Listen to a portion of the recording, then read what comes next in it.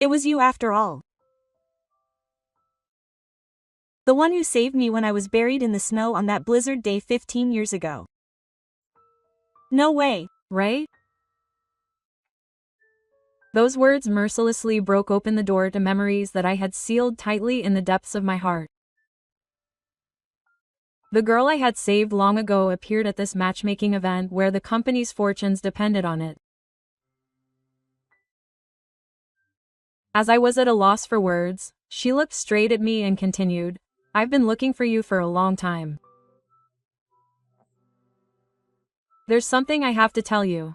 Quote. Little did I know at the time that this encounter would drastically change the fate of both me and the Koba. My name is Kudo Kenta, 32 years old.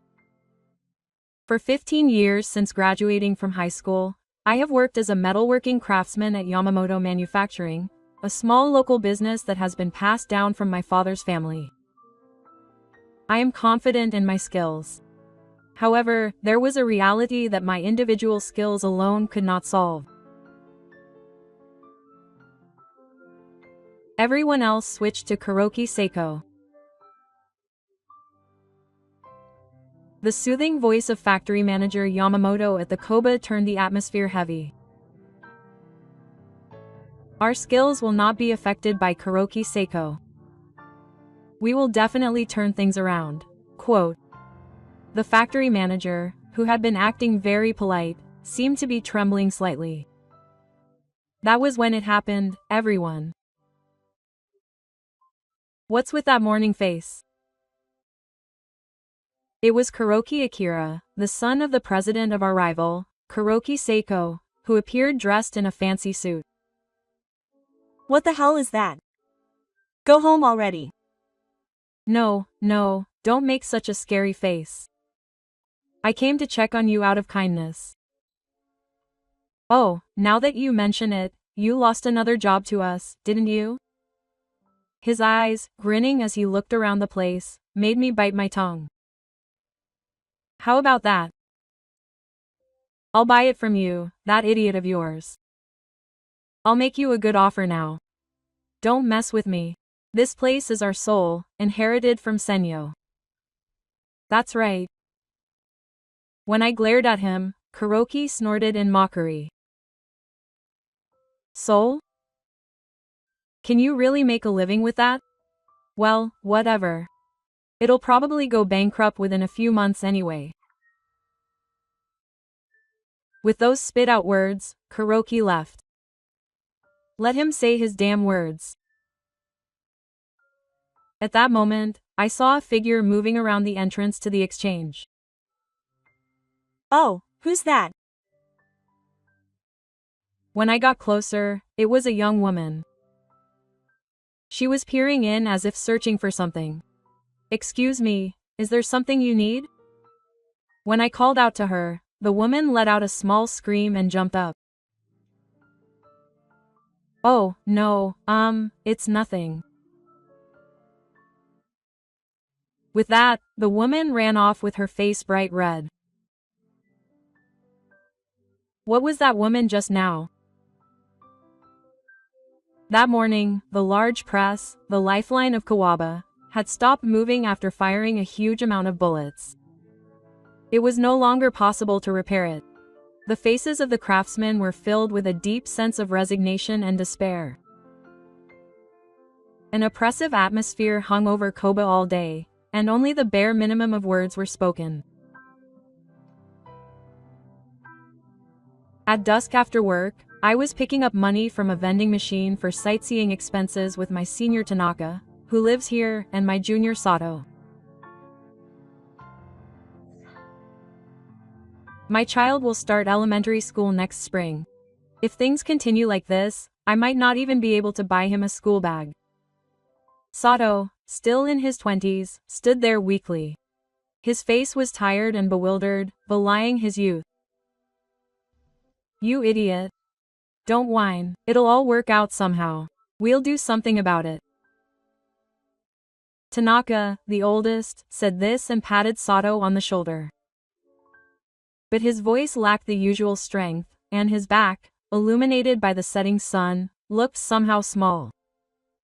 Tanaka's gaze suddenly turned to me. Well, never mind us. More importantly, it's you, Kita. You're old enough to think about yourself.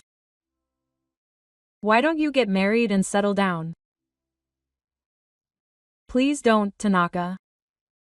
There's no way someone like me can make anyone happy. I answered with a bitter smile. This place and all of you are enough for me. This is where I belong. Kita, you've always been that kind of guy. He's always thinking about the people around him before he thinks about himself. Tanaka's sand stirred up my thoughts with such carelessness and threw the shelled can into the trash can. I hadn't noticed yet that factory manager Yamamoto was watching our somewhat lonely yet warm conversation from the office window with a pained expression on his face. Soon, the factory came out of the office as if he had disappeared and called out to me. Kita, can I talk to you for a moment? I have something important to tell you. His voice was trembling. The factory room was terribly quiet. The tea that the factory had made had long since gone cold. He stared fixedly at a spot on the desk and refused to open his mouth. It's been 15 years since you knocked on our door, hasn't it? The factory manager said in a single voice. That's right, it went by in a flash. Sendai's father really praised you a lot. He said that Kita is clumsy, but the things he makes are full of heart. I've always thought so too. You're the pride of our company, Kita. What a waste of words. I remember you saying you really wanted to be a teacher like Mr. Takahashi. When I heard that you had helped a child who didn't know how to drink water on that day of the entrance exam, I felt proud, but at the same time it had always bothered me. It felt like we had made you give up on your dream. That was something I did on my own. It wasn't the factory manager's fault. That's why I had always wanted you to at least find someone you loved and build a happy family in the future. And yet, the factory manager's voice trembled and hoarse.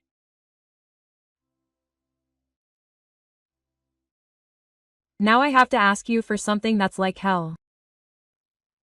It's really, really pathetic.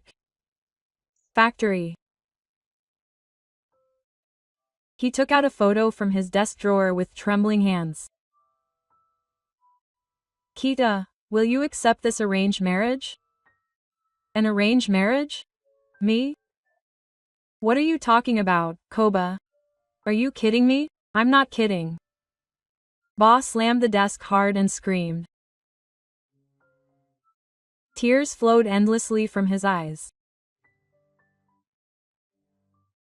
This person is the only president of the Shiraishi Corporation, which has been taking care of us for a long time. If we can reach an agreement on this, we might be able to borrow the power of that company. Then we can start over with the stop press. We can also pay everyone their overdue salaries. He shoved the accounts full of deficits and other details in front of me. Look at this, Kita. We don't have another moment to waste. Our company will go bankrupt next month. I can't believe it's gotten to that point. That's right. It's all because I don't have enough power that I've driven you all to this point. That's why, Kita, this is my last resort. And the next moment, I saw an unbelievable sight.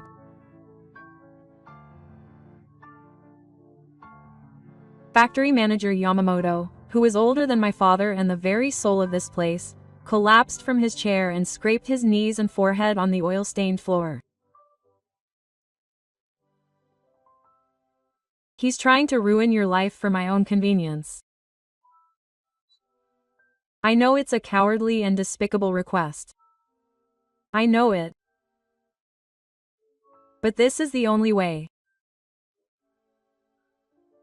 He shouted as he came. Kenta, please. Help our family and our community. His voice echoed in the silent room for an eternity. I couldn't answer right away. I had never realized how small his back was as he stood there, sitting on the ground and crying. Factory manager, please give me a little time. I squeezed out these words and left the factory inspection room. The factory at night, with no one around. I wandered aimlessly around the silent place. The machines were sleeping quietly, as if the daytime illusions were a lie. I stood in front of the giant plexiglass that had stopped. I gently touched the cold lump of iron. Dad, I might not be able to protect this opportunity that you value more than your own life. All the words you said to me and all the feelings of my superiors might have been for nothing. The words came out of my mouth in a moody tone. Next, I headed to the corner where the craftsmen's lockers were lined up. On Tanaka's locker was a colorized family photo taped to it. It showed his wife and 2 small children. They must be high school students now. On Sato's locker was a bitter smile that was not exactly a very polite compliment, probably written by his child. It was accompanied by the halting words, "I love you, Dad." That's right. They all put their entire lives into this. To protect their families. I stopped in front of an old group photo hanging on the wall. It was a photo from many years ago, when my father in Sendai was still healthy. There was a photo of Tanaka, the young factory manager, with a stern face. And there was me, a new employee, looking extremely nervous. Everyone looked much younger and more hopeful than they do now. I left my dream of becoming a teacher behind me that day, 15 years ago. I shouldn't think such a petty thing as thinking that I could make someone happy. I felt as if the person in the photo was asking me now. Is this the way I want to be? But right now, there was something I needed to protect right in front of me. My place, my family, is here. The scent of the dream I gave up on, the irreplaceable treasure that God gave me, is here. That's right. The answer was already clear. What am I hesitating about? Then there's only one thing I have to do. I returned the kiss and knocked on the door of the inspection room again, this time without hesitation. I heard a reply from inside. When I opened the door, the factory manager was still sitting on the floor. Factory manager, please look up. My quiet, yet determined voice made the factory manager shake his shoulders in surprise. I'm sorry, Kita. Forget it. I was the fool for what I just said. No, I won't forget. I stepped in front of him, grabbed both of his shoulders firmly, and forced him to stand. Then I looked straight into his tear-filled eyes. I'll accept that matchmaking. If it's okay with me, let me do it.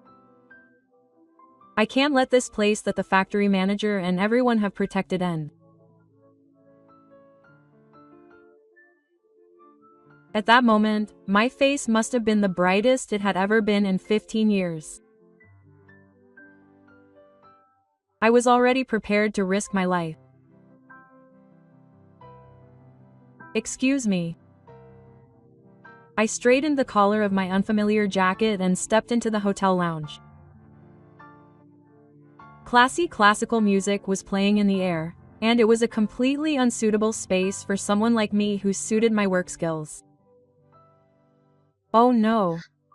This is completely wrong. As I headed to the window seat designated by factory manager Yamamoto, I gasped when I saw the person sitting there. Her hair sparkled in the sunlight. It was the beautiful woman who had peeked into our meeting room the other day. Huh? Why is she here? Could she be my arranged marriage partner? As I approached, she noticed me and stood up, smiling. Hello.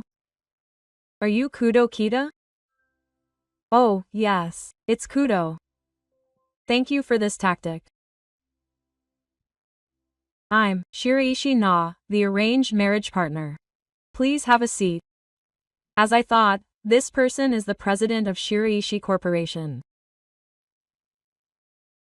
I sat down awkwardly in the chair, my mind going blank. I took a sip of the coffee that had been brought to me, but it had no taste at all. An awkward silence fell as I didn't know what to say. Did you need something from my friend Kimiwa the other day? I managed to squeeze out the words, and she looked me straight in the eye as if she had made up her mind. Yes. I've been looking for you. Huh, I finally met you. Kudo-san. What do you mean? Were you looking for me? Her eyes seemed moist. I could only be perplexed by her earnest gaze. You may not remember me, but I have never forgotten you for even a single day. Excuse me, but have we met somewhere before? She slowly shook her head in response to my question. No, you didn't meet me, you helped me. Help me? Yes. On the day of my record-breaking hair loss 15 years ago. Those words unlocked a heavy door that had rusted deep in my memory. 15 years ago, another snowstorm. That's right. That day was as cold as today. That was the day of my college entrance exam, which I had staked my entire life on. Traffic was paralyzed by record-breaking traffic, and I was desperately pushing my way through the thick snow to the exam venue. Damn it, I won't make it if I keep going like this. My anxiety was running wild. In an attempt to save even a little time, I stepped onto a side road in the Oregon forest that I don't usually take. That's when I saw something buried in the mound of snow on the side of the road. What was it, an animal? When I got closer, it wasn't an animal at all. It was a small girl with a blank face from the cold. She must have been about middle school age. She was wearing a thick blanket, but she didn't move, as if she was half conscious. Hey, pull yourself together, are you okay? I called out to her desperately. If I keep going like this, my life is really in danger. The exam or someone's life. The hesitation that crossed my mind only lasted for a moment. Before I knew it, I had wrapped my scarf around her neck and was carrying her small body back the way I had come as fast as I could. Just a little more. Keep going. Fortunately, I was able to find a house right away, and I banged on the door with all my might. When the owner came out and I saw her being carried into a warm room and an ambulance being called, I looked at my watch and was shocked. The exam had long since started. When I arrived in front of the venue, the gate was firmly closed. And so my university entrance exams ended. As the eldest of 3 siblings, I knew that my family was not wealthy. My parents had repeatedly begged me to just go to a national high school or university. I had lost that one chance. I wanted to be a teacher with a passionate heart like Mr. Takahashi, my high school teacher. But all those sweet dreams melted away with that snow. As soon as I graduated from high school, I got a job at the local Yamamoto Masasakusho. I see. So that girl from back then was you. All my memories came back together, and I looked at the woman in front of me again. I'm so glad that the girl who clung so desperately to my back with her slender arms has grown into such a beautiful and wonderful woman. I'm so glad she's okay. When I said this from the bottom of my heart, tears started to fall from Sachi's eyes. I'm sorry. I'm so sorry. Huh, why are you doing this? Because of me, I ruined Kudo-san's life and her dreams. She choked up as she bowed her head over and over again. She may have been tormented by this guilt for the past 15 years. Look up. I have no regrets about helping you. If I could go back to that day, I'm sure I would do the same thing. So don't make that face. At my words, Saki timidly looked up. Her tear-stained eyes held a strong light filled with determination. Kudo-san, I've looked into you. You were aiming to be a teacher, weren't you? Yeah, well, that was a long time ago. I gave up on you. I laughed self-centeredly. Why are you giving up? It's never too late to try. Thank you. But I'm already 32.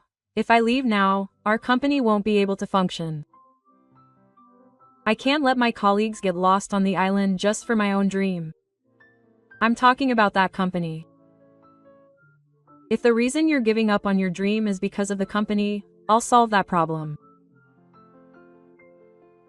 Actually, my father's company, Shiraishi Corporation, is thinking of signing an exclusive contract with a company with high technology for a new business. Yamamoto Masasakusho, I will recommend you responsibly. I'm sure my father will approve of your skills. Those powerful words seemed to seep into my dry heart. I felt those words, which I had almost forgotten about, revive in the depths of my heart. And later, just as Ms. Gozo said, her father, President Shiraishi Gozo, visited Yamamoto Masasakusho to secretly kill him. The colleagues at the company were excited about this chance to find a potential Ichinomiya. Kita, the spirits are ready. Yes, it's perfect. We had been dying in our sleep to complete the prototype for this day. It was a super high-quality metal part that brought together the best of our technology. It was a particularly notorious white product that even rival company Kuroki Seiko had given up on manufacturing due to its complexity and difficulty. Before long, a high-class man in black arrived in front of the factory, and President Shiraishi Sugu, an elderly man with an intimidating presence, came down with his secretary. Welcome. My name is Yamamoto from Yamamoto Masasakusho. I bowed deeply from the back of the factory, my voice cracking with tension. President Gozo didn't say goodbye to us and looked around the factory as if he were sleeping. I made up my mind and presented the prototype to him. President Shiraishi, this is proof of our technology. This part was said to be impossible for others to make, but we can manufacture it stably with an error of 0.001 millimeters. President Gozo picked up the prototype, looked at it from various angles, and let out a small sigh. Oh, I see. That reaction made the factory manager and I look at each other and feel hopeful. After the inspection was over, President Gozo entered the building alone where we were ushered into the palace. Was it Fudo? Yes. I heard you had an arranged marriage with my daughter. Yes. I'll tell the person in charge about that directly. I can't deny your skills.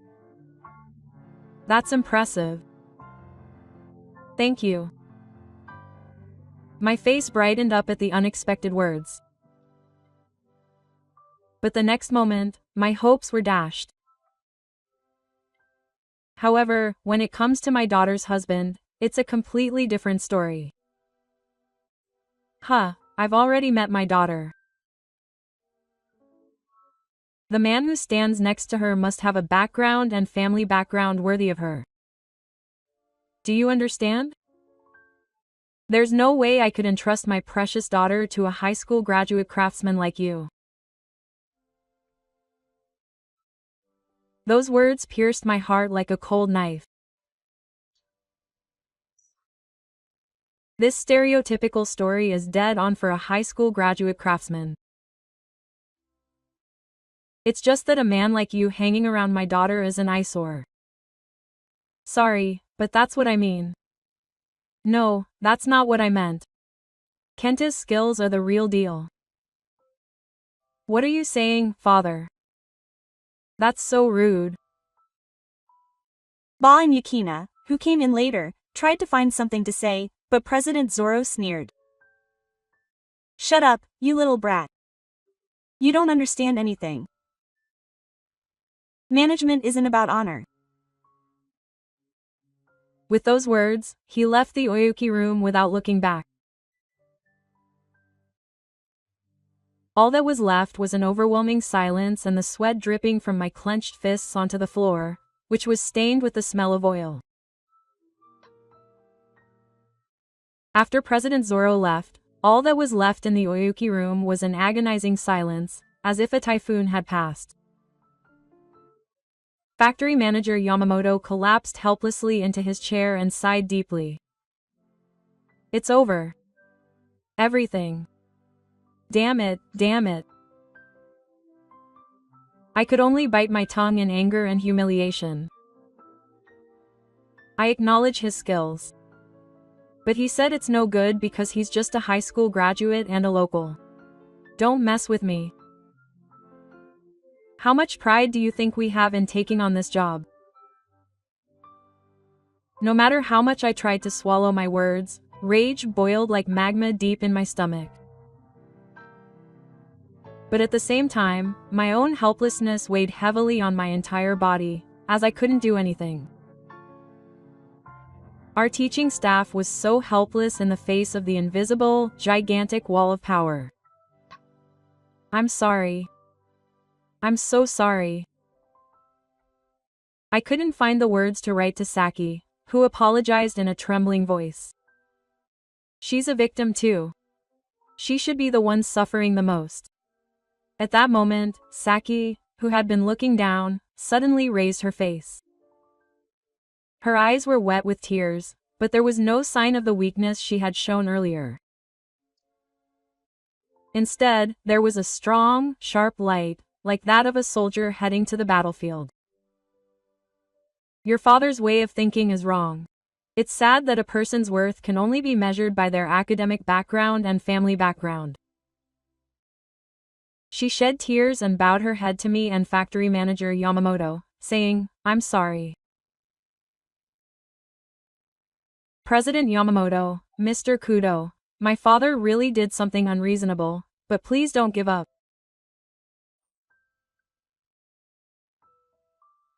But if we get caught up in Shiraishi Corporation, it's all over. I won't rely on your father's power anymore. Quote. She said firmly. I will definitely save this place with my own power. Please believe in me. Quote. Those words were filled with an unspeakable determination. Both the factory manager and I were overwhelmed and could only stare at her face. A few days later, Yukina really did come to the place again with a man. Let me introduce him.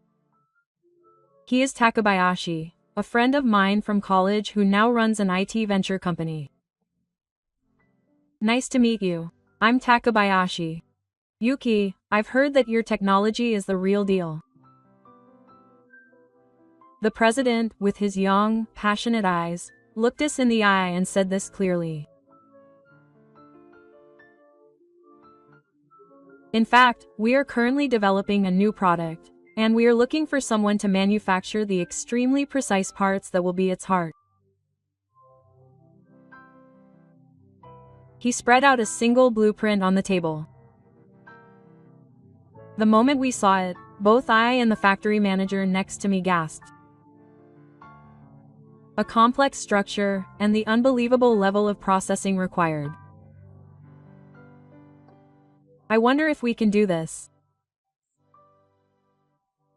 Well, to be honest, I've already been turned down by someone. Even Kuroki Makoto has told me that it's not a good fit for the project. But Yuki said that Yamamoto Masasakusho would definitely do it. Yuki looked me in the eyes. Those eyes said that I could do it. I felt a click as a switch turned on deep in my chest. This wasn't just a job. It was a fight to show my skills and soul to Shiraishi Gozo and Kuroki Seishin, who looked down on us. And most of all, it was a fight to live up to Yuki's trust in me. Please let me do it. I'll definitely make something that exceeds your expectations. When I said that, President Takabayashi's face brightened up. That evening, I gathered all the craftsmen and showed them the blueprint for the spirit. What's this? Kita-san, are you serious about doing it? Of course. It's impossible to ask for it, even if Kuroki Seishin refused. I could understand my colleagues' feelings of discouragement. This was such a difficult task. I looked around at everyone's faces and quietly but with determination, I continued. It may be impossible, but I want to do it. This isn't just a job. It's a golden opportunity to show those damn cocky big corporations what our town stands for. And there's someone who trusted me and brought me this job. I can't betray that person's feelings. Everyone, lend me your support. The craftsmen's faces, which had been downcast at my words, began to lift one by one. The first to speak was Tanaka-san, the most veteran. Isn't that great? If Kita insists, then let's go along with it. What's the big deal about the latest equipment? Let's prove that our skills aren't rusty. Everyone's eyes lit up at Tanaka-san's words. Yes. Let's do it. Let's go along with it. The room was instantly filled with excitement. From then on, we were completely absorbed in nothingness. The sound of machinery and the craftsmen's voices echoed through the workshop, day and night. We tried and failed many times, and in the process, we wasted materials. But no one gave up. And one morning, a week later, the perfect part, exactly as planned, was finally shining quietly in our hands. We did it. We really did it. Oh, we looked at each other with our oily faces and exchanged high fives without anyone saying anything. I will never forget the smiles on my colleagues' faces at that moment and the morning glow in the room. The part we had created had an incredible impact on President Takabayashi's company. I can't believe it. It's perfect. No, it's more than perfect. Thanks to you, we will be able to complete the best product. Thank you so much. President Takabayashi shouted excitedly on the other end of the phone. Those words were the greatest reward for us. A few months later, President Takabayashi's company held a large exhibition to announce a new product. Yuki and I lived in the venue and secretly watched the proceedings. President Takabayashi stood on the floor in front of visitors from all over Japan and the press, and gave an enthusiastic presentation. And at the heart of this promising product was the culmination of the amazing technology of a certain Japanese town. Their name is Yamamoto Masasakusho. Without their craftsmanship, this product would not have been born. The spotlight shined on the Yamamoto Seisakusho, which had been honored by Lean as a master, and the venue was filled with thunderous applause. It's amazing, amazing. Next to Kenta, Yukina was crying tears of joy as if it were her own achievement. It was a connection that Yukina had made. Thank you so much. While we were basking in our small success, we had no idea that a certain man was watching the exhibition with a bitter expression on his face. The success of the exhibition unexpectedly gave us a boost. First, Kuroki Akira of Kuroki Seisakusho, who had heard rumors about us, came to the venue. Yokita. Don't get cocky just because you got a little attention for hitting the bug. Kuroki or something. I came to pick you up. Outdated idiots like you will soon be forgotten by the world and end up going bankrupt miserably. Don't get the wrong idea just because you're doing a little well. You're the bottom. The old me might have jumped at those words and grabbed them. But I'm different now. I see. Thank you, Tadakuni. But Kuroki, you'll never understand. The pride of a person who creates things with their own hands. I gently tossed the machine that was running with my oily hands. We make things that your company couldn't make even if they stood on their heads. That's all there is to it. If you're done with your business, go home. We're busy. When I said that coldly, Kuroki was momentarily at a loss for words, and then he left with a typical parting shot, saying, "Remember that." His back looked small in the night. And the real miracle came a few days later.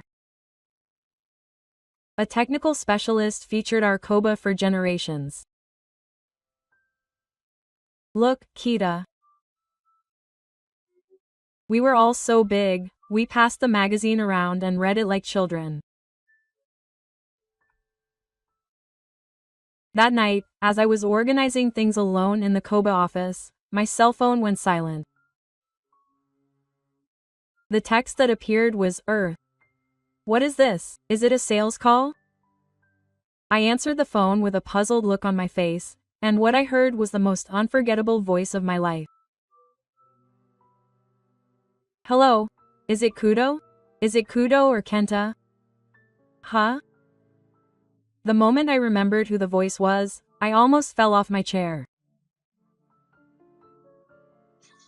Is it Mr. Takahashi? Oh, it's Kudo after all. It's me, it's Takahashi. Ah, I'm glad I heard his voice. It was my high school teacher, Mr. Masamichi Takahashi. He was the man who inspired me to dream of becoming a teacher. I hadn't been able to contact him for over 10 years since I graduated. It's been a while, teacher. Why did you get my number? Oh, I'm sorry. Actually, I dropped my cell phone in the river a few years ago, and all my old contacts disappeared. Then this morning, one of the teachers brought me a magazine with an article about you and said, "Isn't this kudo?" Oh, really? Yes, I read the article. It brought tears to my eyes. Really? You've always been that kind of guy. Clumsy, but passionate and caring towards your friends. You were my proud teacher. Sensei. My eyes welled up with warmth at Sensei's warm words. I tried my best to come, but I couldn't stop my voice from shaking. I wanted to be a teacher like Sensei. But No. I know everything. I know that you sacrificed your own dreams to help people. That's why I admire you now. Even without standing in the religious order, you are moving people's hearts with your work. But I have one request. A request? Oh, actually, I'm currently working as an emergency financial lecturer at the university. How about it? Would you come to one of my lectures? Would you like to directly impose your on-the-job knowledge and your spirit of commerce on these fools? I'm teaching engineering at the university. I couldn't immediately accept the proposal, which was so unexpected. That phone call would change my life in a big way again. The phone call from Sensei Takahashi rekindled a day that I had almost forgotten in my heart. And the situation at the meeting place changed dramatically. The media exposure had a tremendous effect, and our previously ignored company began to receive a flood of job offers from all over the country. The phone rang all day long, and this was what it meant to be a happy scream. Something even more surprising happened. They read an article about your company. They were fed up with companies that were only concerned with making money. They wanted to work for you as a real salesperson. With these words, skilled engineers who had rebelled against Kuroki Seiko's methods began to praise our company one after another. With their arrival, Yamamoto Masasaku's technical capabilities improved dramatically, and the company was filled with more energy than ever before. Amidst those busy days, I was clearly aware of one feeling. It was my feelings for Saki. This miracle had all happened because of her. Before I knew it, those feelings of gratitude had transformed into love for a woman. One weekend, I worked up the courage to ask Saki out. It wasn't a fancy restaurant. It was a small diner near the harbor that I've been going to for a long time. Oh, it's delicious. This fried food is the best. Right? The owner here is a first-rate chef. Just looking at her smiling face, as if she were a child, warmed my heart. It was really great though. The liveliness of the place has returned. Oh, this is all thanks to Saki. I really don't know how to thank her. No, that's not it. It's all because of the unyielding spirit of the kudos. I only gave her a small chance. As I gazed at her smiling face, I thought, I want to protect this person's smile for the rest of my life. I'll tell her that feeling someday. It was just as I had made up my mind. That night, while we were having a small party inside to pray for the success of the project, the back entrance door suddenly swung open. Standing there were the two men I least wanted to see. President Gozo and Kuroki, who was smiling smugly next to him. The tense atmosphere from just a moment ago froze in an instant. Sorry to bother you when you're having fun. Dad, why are you here? I have something to tell you. Yukina. You will marry this Kuroki-kun. It's been decided. What? Kuroki-kun and I will be launching a large-scale joint project soon. This is an arranged marriage for that purpose. Your personal feelings are none of my concern. That's how it is. Yuna-san. Your father and my father have already come to an agreement. Everyone was speechless at the one-sided declaration. Yukina-san's face turned red with anger and she retorted to her father. Don't mess with me. My life is not a tool for my father's company. I will never marry like that. President Zo gave Yukina-san a cold look as she said it outright. Huh, are you still going to defy me? Then you don't care what happens to this shabby business. He took out a list from his pocket. This is a list of your major business partners. Most of the companies listed here have some kind of connection to my Shiraishi group. If I give the order, I will have no problem cutting off all business with you. If that happens, this exchange will be closed down tomorrow. Are you okay with that? That was the worst verdict for us. The faces of the craftsmen turned pale. Yuna also gasped when she saw the list. I can't cause trouble for everyone who has been so kind to me. She bit her lip in frustration and said in a touching voice, okay. I'll do as you say. Quote. Kuroki smiled a soothing smile, confident of victory. It was at that moment. Please wait. I lowered my head. What? Is there something else? Kudo-kun. I won't let you get married. I stared straight into President Gozo's eyes. No matter what method you use, we will never give in. If you break off the deal, we'll just have to look for new customers. I'll stand up again and again. And I gripped Yuki tightly, who was trembling next to me. No matter what happens, I won't let her life become your tool. I will protect her. Everyone in the room held their breath at my soulful cry. President Gozo looked surprised for a moment, but then he smiled ominously. Interesting. Isn't it interesting? Then do as you please.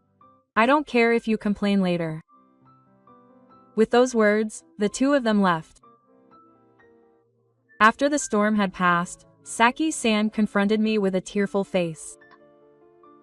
What's wrong, Kita-san? If you seriously make your father your enemy, you'll be fine from now on. I firmly grabbed both of her shoulders and said reassuringly. It's okay. Trust me. And I told her quietly with a determined look on my face. I've already laid the cloth while holding Takahashi-sensei's proposal and his warm words close to my heart. After the structural president and Kuroki had left, I gently held Saki-san's hand. It's okay, trust me. Kita-san. Nodding vigorously to her anxious expression, I took my smartphone out of my pocket and dialed a certain number. Before even a rainstorm could be heard, the other party answered the phone. Hello, Takahashi-sensei, it's me, this is Kudo. Regarding the matter from the other day, please let me do it. Oh, drive? Really? Will you do it? I could feel the teacher's genuine joy on the other end of the phone. I didn't hesitate anymore. This was the signal for our counterattack. A week later, I was standing in a large classroom at the university where Professor Takahashi was a lecturer. The gazes of hundreds of students pierced my work uniform. The air was filled with a kind of sleepy curiosity. That was understandable. What on earth was a regular town dad who wasn't even a university professor going to talk about? Well, as you've just heard, I'm Kudo from Yamamoto Masasakusho. Today, I'd like to tell you a little bit about the business. I grabbed the microphone and began to speak slowly. This isn't about difficult technical terms or complicated theories. It's about what I've learned on the job over the past 15 years, covered in oil and sweat. How do you breathe life into a cold, imperfect lump of iron? What does a 1 millimeter error mean? And how do you approach your work while imagining the smile on someone's face at the end of it? At first, I could clearly see the change in the eyes of the students who had been listening from a distance, even from the top of the sec.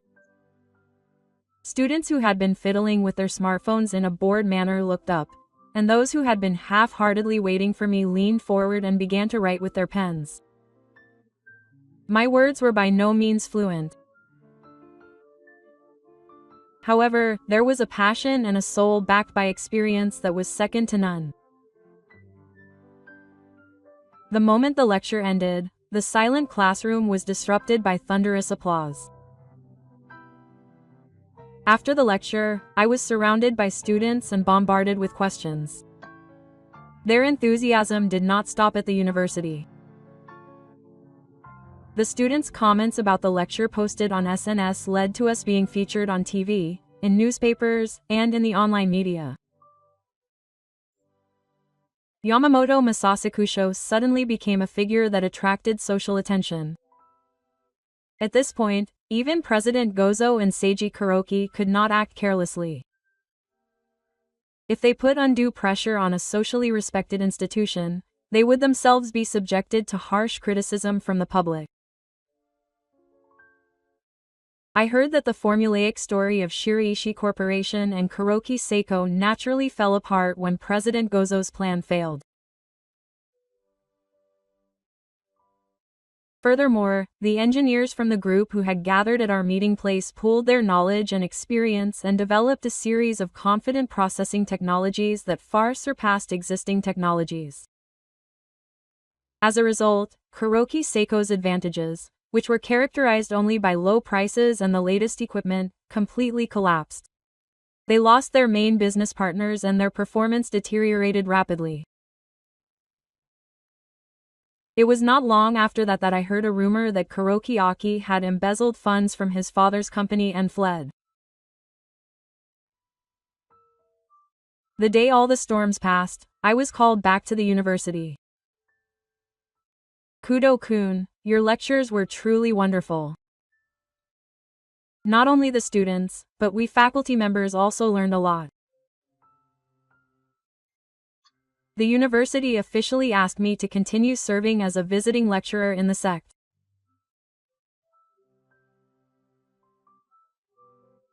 I really can't do it without you.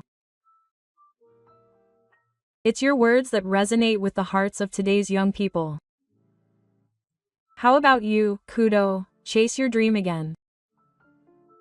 You can be the best teacher. My heart was warmed by the teacher's powerful words. I returned to the workshop and told everything to the Yamamoto factory, and the factory manager crossed his arms and went to Kira Lab. Do as you like. I'll be lonely without you. But you're more than capable of fitting into this small workshop. You can walk with your wings. We'll protect this place well. The factory manager said this with a smile, tears welling up in his eyes. The other members should do their best, teacher. He encouraged me by saying, come and play anytime. I'm truly blessed with great friends. I headed straight to Yukina-san. Yukina-san, I think I'll try chasing my dream again. I'll become a teacher. Yukina-san's eyes sold me on my words. Yes, yes. I'm sure you'll become a better teacher than anyone else. I'm rooting for you. Thank you. So Yukina-san, if it's okay with you, would you be willing to watch that dream with me? Marry me. She shed a single tear at my heartfelt proposal, and nodded over and over again with a smile as bright as the sun. A few years later, I obtained my teaching license while serving as a university minister. Saki was always by my side, supporting me with a gentle smile. She left her father's company and started an NPO, where she is passionately working to support underprivileged children. Yamamoto Masasakusho has been ably succeeded by her juniors, and has become an industry leader with new technology. A life that was saved in a snowstorm 15 years ago. The small choice I made that day has changed the lives of many people, and now it has become an irreplaceable light that warmly illuminates my life itself. We slowly but surely began walking hand in hand toward the future.